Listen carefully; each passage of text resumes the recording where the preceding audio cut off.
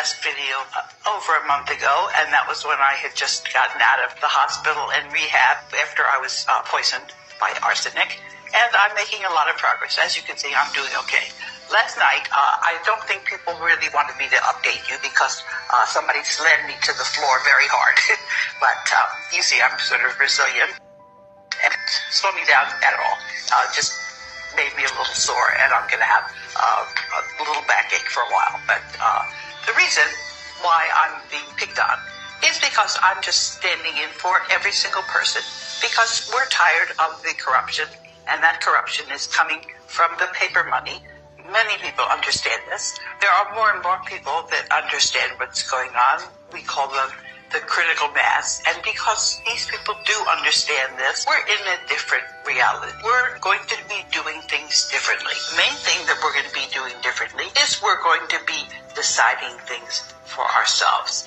And the way that's going to happen is we're going to cut off the money that's going to something called the banking cartel.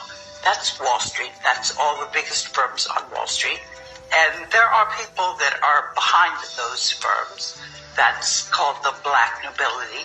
These people have been in charge at least 9,000 years ago. We know this because of the pyramids. I prepared an outline, and I had some very interesting documents which I uploaded on my social media, and the links were cut down 3 times.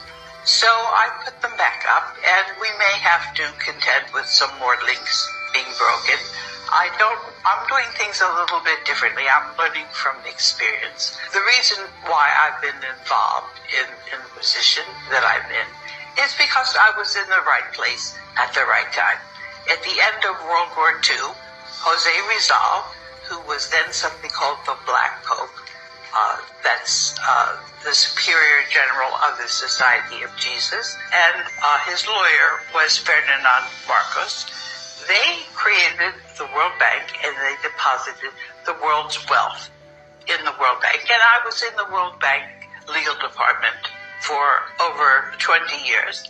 And I've actually never left the legal department because I was reinstated, because they realized that we were all working together.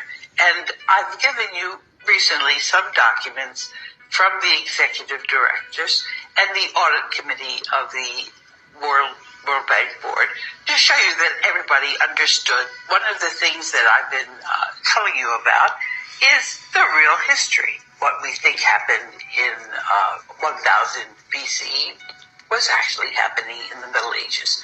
And the Russians, Moscow State University, Mr. Fomenko, has written a series of volumes to explain exactly how that is.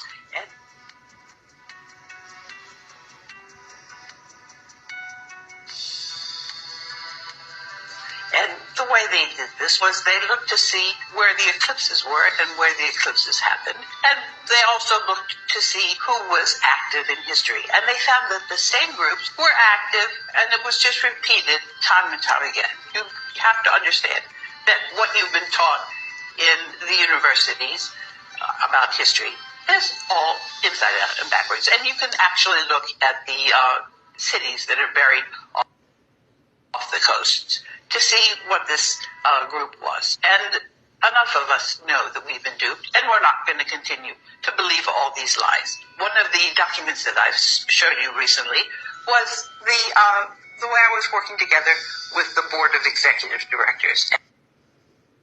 And the representative of the Netherlands, Peter Steck, he ended up having a meeting with Jim Wolf.